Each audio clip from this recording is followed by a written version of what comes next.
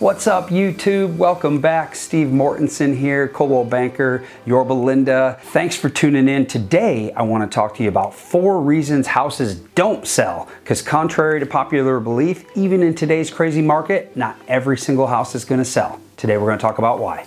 So first and foremost, reason number 1 is going to be an improper pricing strategy, and we see it all the time. Let's say my neighbor's house sets a new price record for the neighborhood. I, as a seller, automatically feel like, well, hey, my house should be worth at least as much as theirs, but that's not always true. So today's modern buyer, they expect a bit of a buy it now pricing. Everybody knows Amazon one-click buy it now pricing on eBay. We got CarMax no haggle pricing on cars. The modern home buyer expects kind of the same thing. And what we see a lot of people doing is the old school method of pricing, which is going for that pie in the sky. I want the highest price ever for negotiating room. Today's buyer walks in, and if they don't see the value in your home at the price that you're asking, instead of writing an offer, they're just going to skip it and move on to the next one that is properly priced. So pricing is super important, even in today's hot market. So the number 2 reason why we see homes not selling in today's crazy real estate market is going to be poor exposure. I cannot tell you how many times I'm searching through the MLS looking for property, and I see a $1 million plus home that's got photos that are complete garbage. Looks like they were taken on a 2002 flip phone.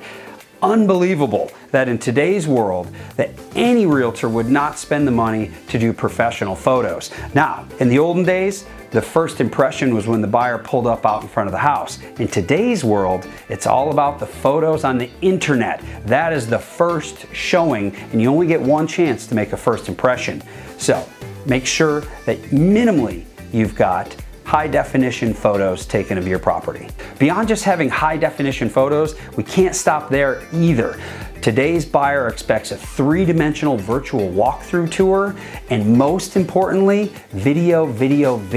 Buying a home is an emotional process, and the best way to tell the story of your home is to sell that emotional side to it, to create emotion through video. Today's cutting edge agent is using video to market homes as well. So the third reason why we see homes sitting on the market, getting stale and not selling is because of their presentation. So once you get past that first online viewing, we want to get them in the home. But when they show up to your house and it's chock full of stuff, the buyers just simply, they cannot imagine their things in your home because it's too full of stuff. Additionally, odors are a great big turnoff. So we want to make sure that your home is properly staged, that the furniture is set up to make sure that the room looks as large as possible, and make sure that there are absolutely no odors that will turn off the buyers. And the fourth and final reason we see homes sitting on the market in today's world is because you as a seller chose to hire an inexperienced agent.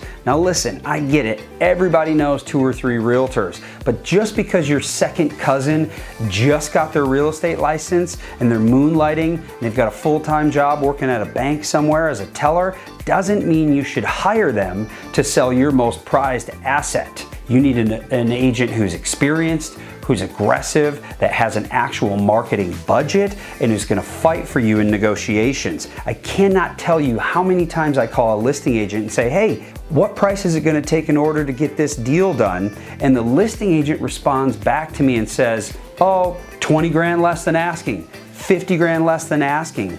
What are they doing? The listing agent is hired to get you, the seller, the most money for your property, and when they quickly fold when I'm on the buyer side and tell me that their seller is willing to accept an offer significantly less than their asking price, they're doing you, the seller, an injustice. So you cannot hire an inexperienced agent even in today's world, because 1 or 2 or maybe 3 percentage points could result in 30 or 40 50 grand more in your pocket by hiring somebody who knows how to market and who knows how to negotiate. So that wraps up the 4 reasons on why a home might not sell even in today's crazy hot real estate market. So whatever you do, make sure you avoid those mistakes. So if you've got further questions, feel free to reach out. I'll be happy to answer them. Otherwise, feel free to like, comment, and subscribe below. We'll see you on the next video.